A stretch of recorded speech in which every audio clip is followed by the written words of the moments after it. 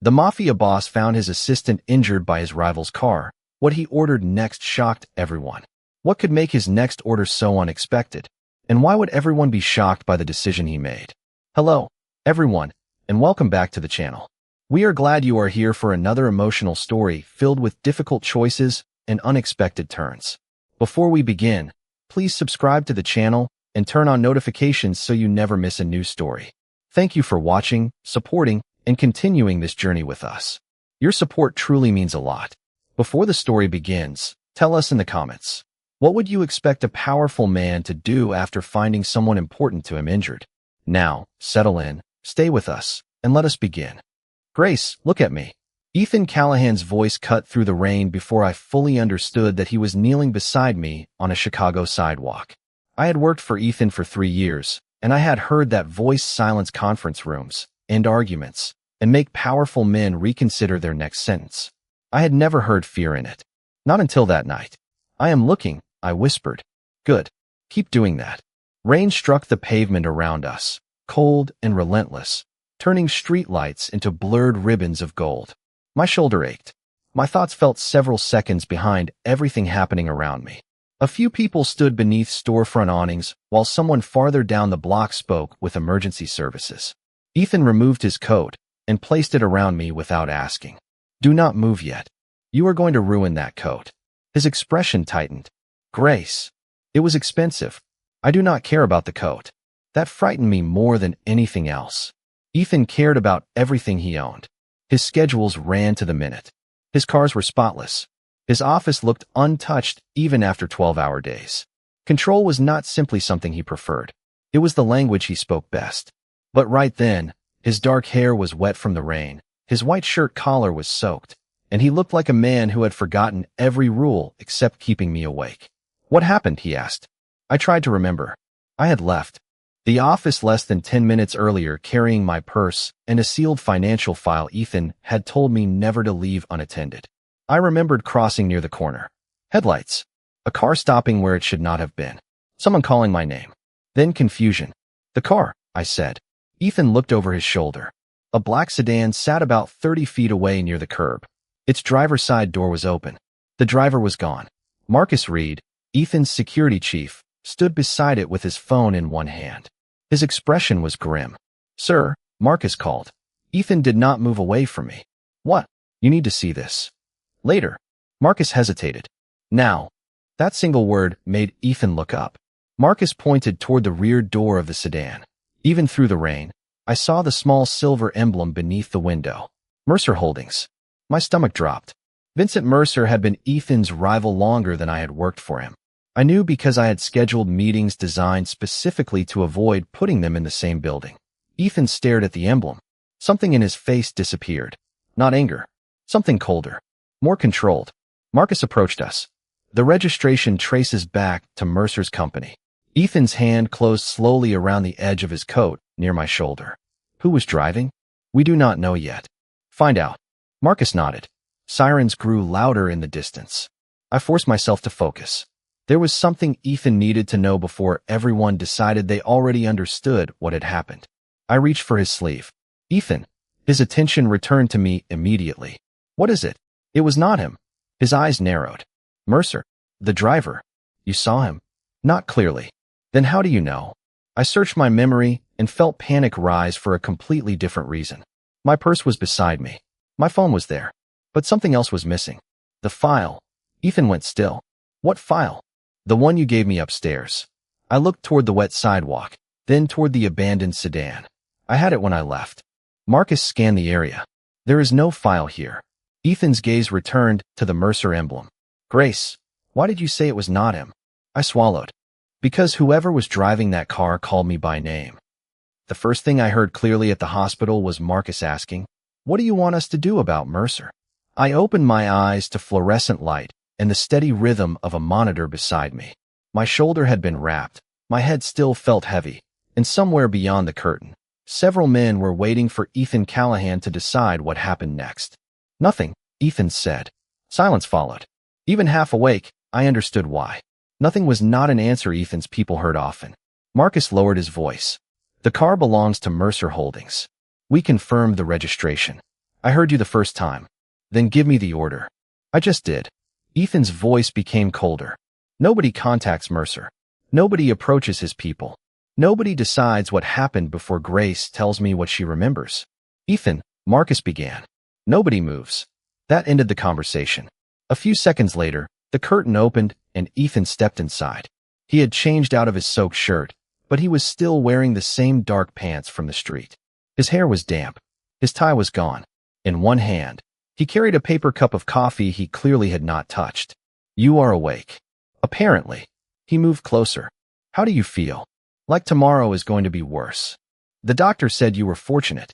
The doctor also said I should rest, which becomes difficult when there is a meeting outside my curtain. His mouth almost moved into a smile. Almost. Marcus was leaving. Was he? He is now. I looked toward the curtain. Footsteps retreated down the hallway. You told them not to go after Mercer. Ethan pulled a chair beside the bed. You told me it was not him. I said the driver was not him. That distinction matters. It should. He sat down. For 3 years, I had managed Ethan's calendar, remembered which investors he refused to sit beside, moved meetings before conflicts became disasters, and learned that he took his coffee black after 6 in the morning, but added cream after midnight, because exhaustion apparently changed his personality. I had never seen him wait beside anyone's hospital bed. How long have you been here? I asked. Long enough. That is not a time. 3 hours. I stared at him. You had a meeting at 9. Cancelled. The Callahan Foundation board call. Cancelled. The Boston investors? Grace. You canceled Boston? You were brought into an emergency room. And somehow Massachusetts survived. This time, I saw the smallest smile. Then it vanished. Tell me about the driver. I closed my eyes, searching through broken pieces of memory. I never saw his face clearly. His voice. Male. American accent. Nothing distinctive. And he knew your name. Yes. Exactly what did he say? I swallowed. Miss Miller, wait. Ethan leaned forward. Before or after the car stopped? Before. His expression changed. You are certain? Yes. The memory sharpened. I had heard my name. I had turned. The sedan had pulled toward the curb too quickly, forcing me backward. I lost my balance near the wet edge of the sidewalk. The driver got out, but instead of checking on me, he grabbed something near where my belongings had fallen. Ethan. What? I remember the file. He became still. What about it? The driver took it. You saw him? Not his face. His hands. I looked at him. He did not come there because of the car. He came for that envelope. Ethan set his untouched coffee on the table. Only 6 people knew you had it. My stomach tightened. Then stopped looking at Vincent Mercer. Ethan's eyes met mine. I already have. Only 6 people knew? I repeated. Ethan did not answer immediately. He stood and walked toward the narrow hospital window, where Chicago looked washed clean beneath the last of the rain. You, me, Marcus, 2 people in finance, and the man who prepared the audit package. Then one of those people told the driver. Possibly. That means this did not start with Mercer. Ethan turned. It means I am not making assumptions. I almost laughed. I have spent 3 years teaching you that sentence. You have spent 3 years correcting my calendar. And your decisions. Frequently without permission. Frequently because you needed it. His eyes held mine, and for a moment the hospital room felt strangely quiet. Then he looked. Away. You always do that. Do what? Tell me no before everyone else has finished telling me yes. I shifted carefully against the pillow. Someone has to protect you from your own confidence. Tonight, I was supposed to protect you. The words were so quiet I almost missed them. Ethan, what happened was not your fault. The file was mine. The choice to take it was someone else's. His jaw tightened. You could have been hurt worse. But I was not. That does not make it acceptable. I had seen Ethan angry before. His anger was rarely loud. It lived in shorter sentences, longer silences, and the way everyone around him suddenly remembered somewhere else they needed to be. But this was different. This felt personal. Promise me something, I said. Depends. Do not make a decision because you are angry. He gave me a look. You are in a hospital bed and still managing me. Occupational habit. The door opened before he could answer. Marcus entered carrying a tablet. We found traffic camera footage. Ethan stepped toward him. Show me. Marcus placed the tablet on the rolling tray beside my bed. The footage showed the black Mercer sedan turning onto my street several minutes before I left the office. Another camera caught it parked across from the building. Waiting. How long? I asked. 27 minutes, Marcus said. My stomach tightened. So whoever drove it knew when I was leaving. Yes. Ethan's expression became unreadable. Marcus switched to another image. The driver kept his face away from the cameras. We are checking additional footage. What about the car? Ethan asked. Reported missing from a Mercer Holdings garage earlier this evening. I looked at Ethan. Someone wanted you to see Mercer's name. That is how it looks. Marcus hesitated. There is something else.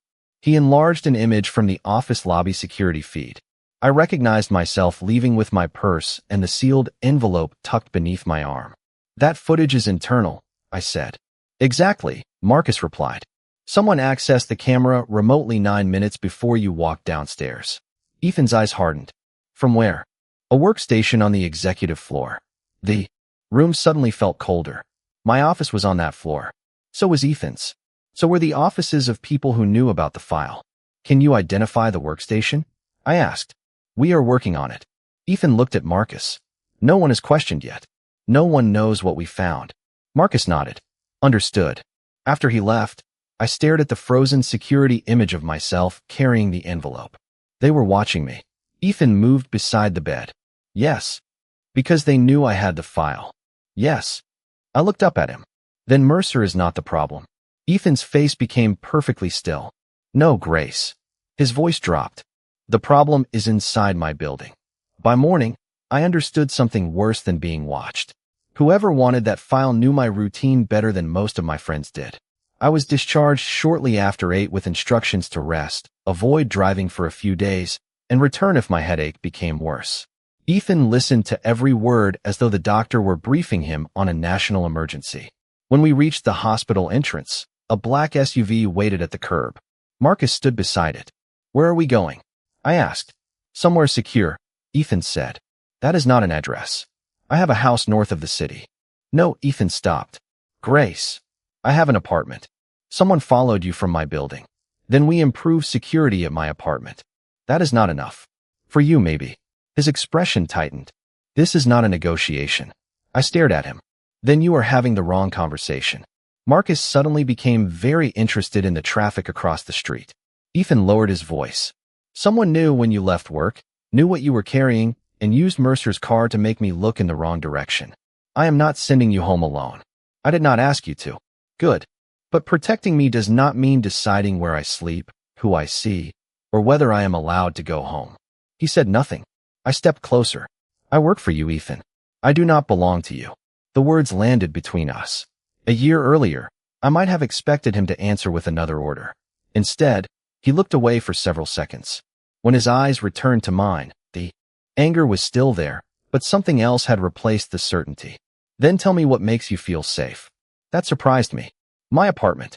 My own things. Someone downstairs if you insist. No one inside unless I invite them. 2 people downstairs. 1. Grace. 1. And cameras at both entrances. His mouth tightened. Marcus. Marcus turned back toward us. That works. Ethan looked betrayed. You are supposed to work for me. I am trying to keep both of you reasonable. 30 minutes later, we reached my building in Lincoln Park. Ethan walked upstairs with me while Marcus arranged security below. My apartment looked exactly as I had left it, except seeing Ethan inside made everything feel smaller. He stood beside my kitchen counter while I checked my phone and noticed 6 missed calls from work. Do not answer those yet, he said. You just agreed not to control me. I am adapting slowly. I almost smiled. Then 1 missed call caught my attention. Rachel Lawson, senior financial manager. She had called 4 times between 7:15 and 7:40 the previous night. That is strange. Ethan moved closer. What? Rachel never calls me after hours. She knew about the file. She was one of the 6? Yes. I opened the voicemail. Rachel's voice filled the kitchen. Grace, call me when you get this. I need to know whether Ethan received the audit package. I looked at him. Why would she ask me that? Ethan's face hardened. She prepared part of it. I replayed the message. Something bothered me. Then I remembered the afternoon before the incident. Rachel had come to my desk asking when Ethan would return from his meeting. I had told her I was delivering the envelope personally when I left. Ethan. What? I told Rachel I had the file. He went completely still. Before either of us could say more, Marcus called. Ethan answered on speaker. We traced the executive floor camera access, Marcus said. It came from finance. My eyes stayed on Ethan. Rachel's workstation? There was a pause. No, Marcus sounded confused. A terminal assigned to someone who has not worked for Callahan in 8 months. Ethan's expression changed. Who? Marcus answered, and the name made my stomach drop. Daniel Price. I knew that name. Everyone did. Daniel had not resigned 8 months earlier. Ethan had fired him after discovering financial discrepancies, and Daniel's final warning to me had been impossible to forget. One day, Grace, you are going to learn what happens to people who stand too close to Ethan Callahan. Daniel Price's name stayed in my kitchen like an unwelcome guest. I remembered the day Ethan fired him. Daniel had walked past my desk carrying one cardboard box and enough bitterness to fill the entire executive floor. Before the elevator doors closed, he had looked directly at me and delivered that warning. At the time, I thought he was trying to frighten me. Now I wondered if he had been promising something. Could Daniel still access the system? I asked. Ethan was already speaking to Marcus. Not legitimately. Marcus answered through the phone. His credentials were disabled the day he left. Then someone reactivated them. I said. Ethan looked at me. Marcus paused. That is what I am checking. Check badge records too, I said. Daniel always hated remote access. He said sensitive financial work should happen inside the building. Ethan lifted an eyebrow. You remember that? I remember everything people complain about near my desk. Useful skill. You have benefited from it for 3 years. Marcus promised to call back and disconnected. Ethan walked to my window and looked down at the street. I want you away from Chicago until this is finished. We already had this conversation. I know. He turned toward me. That is why I said one instead of ordered. I studied him. Progress. Painful progress. My phone vibrated. Rachel again. I let it ring. You think she is involved? Ethan asked. I think 4 calls about 1 envelope are strange. Then do not speak to her yet. I gave him a look. Suggestion. Better. He almost smiled. For the next hour, I sat at my kitchen table with my laptop while Ethan made calls from the living room. I could hear only fragments. Audit. Access. Mercer. Daniel. Nobody raised their voice. Nobody needed to. Around noon, Marcus arrived with printed access logs. Daniel's old terminal came online at 6:52 last night, he said. But the physical workstation was removed months ago. I frowned. Then the terminal identification was copied. Exactly. Marcus placed another page on the table. And whoever did it knew enough about our internal network to make the access look old. Ethan leaned over the report. Who could do that? More people than I like. I studied the timestamps. Something bothered me. The camera had been accessed 9 minutes before I left, but the financial system showed activity earlier. Wait. I pointed at a line. This account opened the audit directory at 5:18. Marcus nodded. Yes. I was still building Ethan's schedule then. So, Ethan asked. So the sealed file did not exist yet. Rachel did not finish printing it until after 6. Ethan's eyes narrowed. Meaning whoever accessed this directory was not waiting for the envelope. They were checking whether the audit had found something. Marcus pulled up another record. The directory includes vendor payments, consulting fees, property transfers. I recognized one vendor immediately. North Lake Advisory. I have seen that company before. Ethan looked at me. Where? Monthly expense reports. Small amounts. Never enough to trigger review individually. I opened archived invoices on my laptop and searched the name. 12 payments appeared. Then 18. Then 23. Different departments. Similar amounts. Someone split the transactions, I said, to keep them beneath internal review thresholds. Ethan became very still. How much? Marcus began adding totals. Nearly $2 million over 18 months. My stomach tightened. This was no longer about an angry former employee. Daniel might have been a disguise. Mercer's car might have been another. Someone had built layers specifically to point Ethan toward old enemies. Grace, Ethan said quietly, close the laptop. Why? Because whoever did this knew you were capable of finding it. Then I am exactly the person who should keep looking. His expression hardened, but he stopped himself before giving the order I knew was coming. What do you need? He asked instead. I looked at the invoices again. Every calendar entry tied to North Lake Advisory. Every meeting, every approval, every person who changed one. Marcus nodded. I can get that. Ethan watched me. And then we find out who has been hiding behind your enemies. My phone vibrated again. This time it was not Rachel. The screen displayed an unknown number and a single message. Stop checking North Lake. The message was only 3 words, but it changed the temperature of the room. Stop checking North Lake. Ethan read it over my shoulder, and every trace of patience disappeared from his face. Give Marcus the phone. It is my phone. Grace. Ask. His eyes closed for half a second. May Marcus examine your phone? Yes. I handed it over. Ethan looked at me. You are enjoying this. Watching you learn manners? A little. Marcus checked the number while I returned to the invoices. 5 minutes later, he shook his head. Temporary number. Nothing useful yet. Before Ethan could respond, his own phone rang. He glanced at the screen and went completely still. Mercer. I looked up. Answer it. I was planning to. Speaker. Ethan gave me a look, then accepted the call. Vincent. A calm male voice answered. I believe you have something of mine. Ethan's expression hardened. Your car. Exactly. It was used outside my office last night. I know. That is why I am downstairs. Marcus crossed to the window. He is here. Ethan stared toward the street. Why? Vincent answered before Ethan could ask. Because someone wants you angry enough to stop thinking. 10 minutes later, Vincent Mercer stood in my living room wearing a gray overcoat and the expression of a man irritated by inconvenience rather than intimidated by Ethan Callahan. He placed a set of keys on my kitchen table. Spare keys to the sedan, he said. The primary set disappeared from our secured garage yesterday afternoon.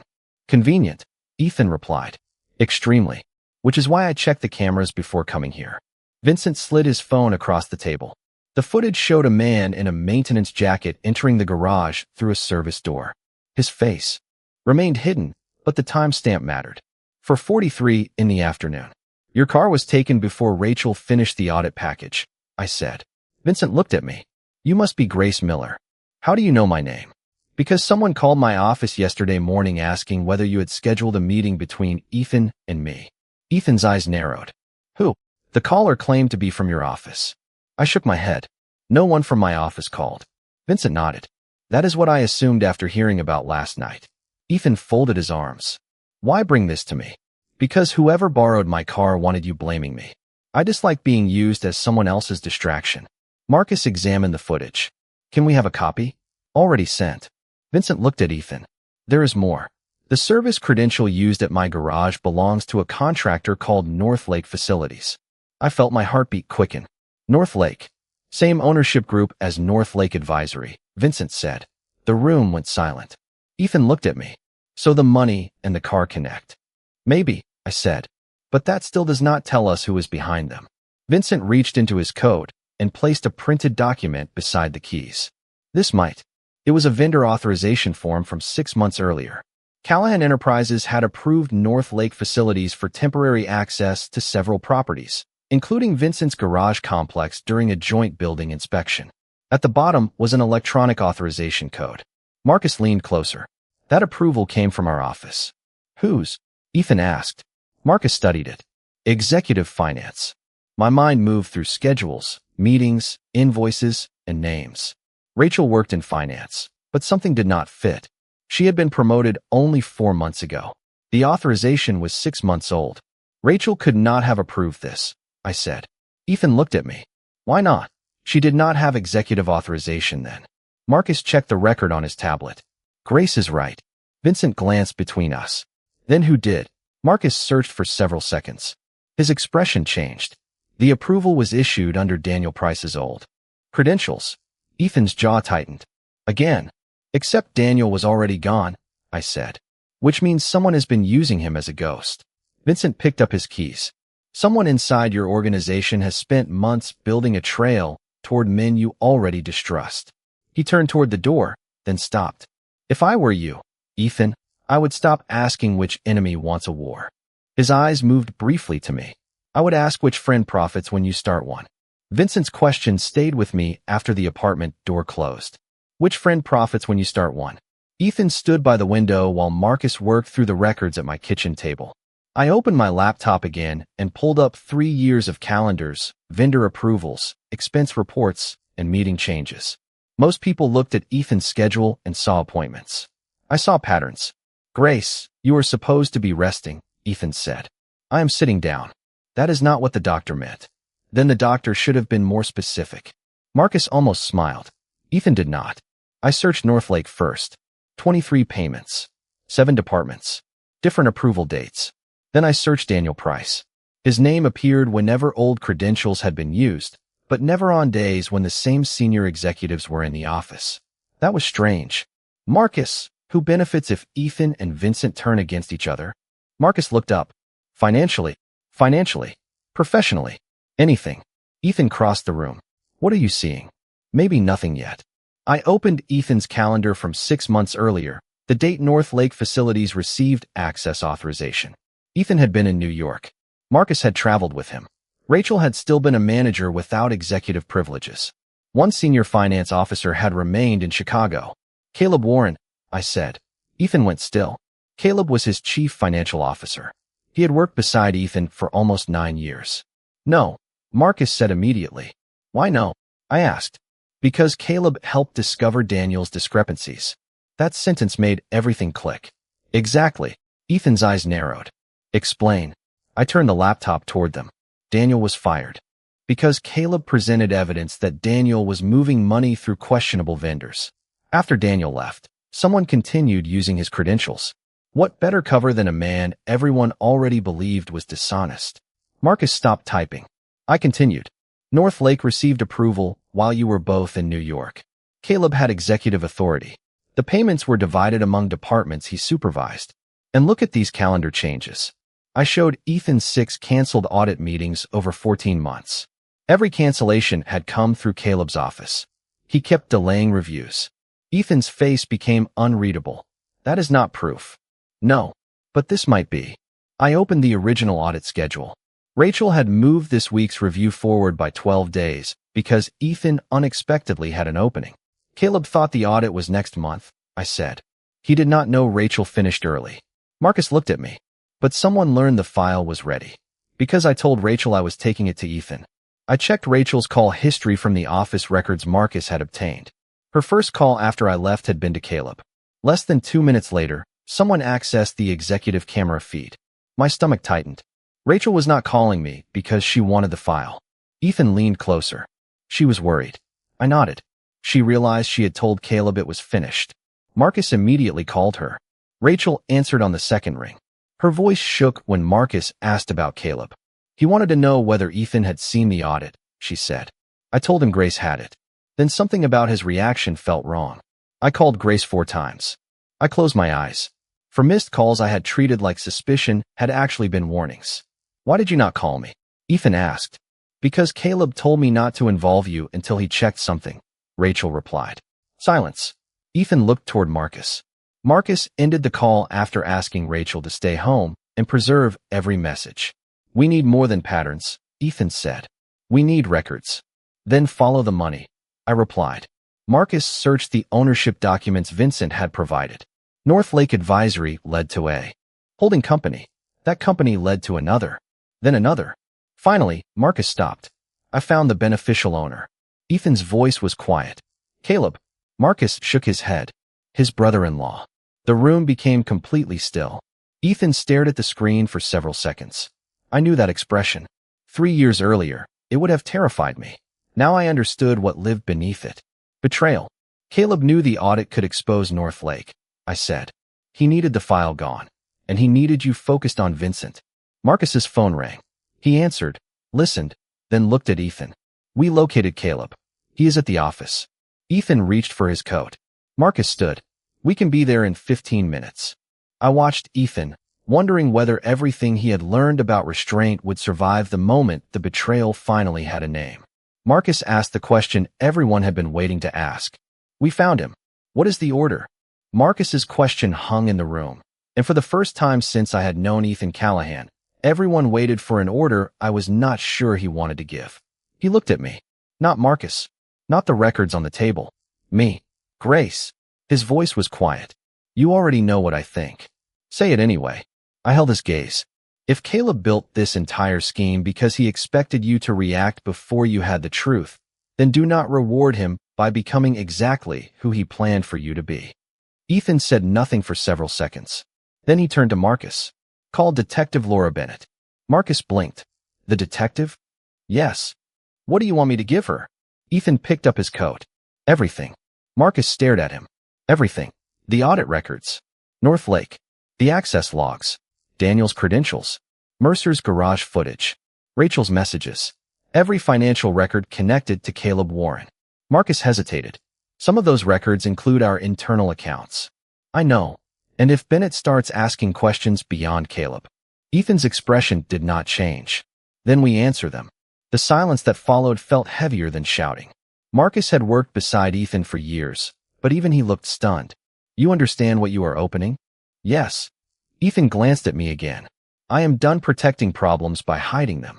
Marcus nodded slowly and made the call. 20 minutes later, we were heading downtown. Ethan had argued that I should stay home. I reminded him that the missing audit belonged partly to my work and that Detective Bennett would need my statement. This time he argued for less than a minute. Progress. When we reached Callahan's building, the lobby felt unnaturally quiet. Caleb was upstairs in the conference room with 2 attorneys from the company's legal department. No one had confronted him. Ethan had ordered everyone to preserve records and wait for law enforcement. Detective Bennett arrived shortly after us. She was in her 40s, calm, direct, and completely unimpressed by Ethan's reputation. I liked her immediately. Mr. Callahan, she said, your security chief tells me you intend to provide unrestricted access to relevant records. Correct. Even if those records create questions for your organization, if they are relevant, you get them. She studied him. That is unusually cooperative. Ethan glanced at me.